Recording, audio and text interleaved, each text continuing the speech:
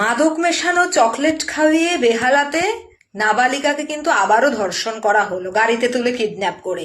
কিন্তু খুব অবাক করা বিষয় হচ্ছে যে নাগরিকরা আরজি করের সময় এত আন্দোলন করেছিল তারা কিন্তু এখন পুরো চুপ হয়ে গেছে। কেন?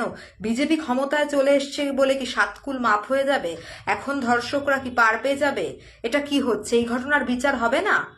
ওখানে তো 30 বছরের মেয়ে ছিল, এখানে তো 12 বছরের একটি বাচ্চা মেয়ে, তার সঙ্গে তার এক সহপাঠীও ছিল। দুজনকে গাড়িতে তোলা হলো, চকলেট খাওয়ানো হলো, তারপর অজ্ঞান করে নিয়ে গিয়ে নির্যাতন করা হলো।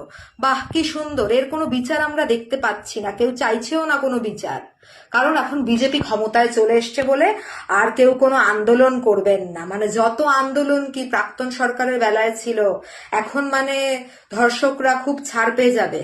তাই তো দেখছি কেউ কোনো আন্দোলন করছে না, কিচ্ছু বলছে না।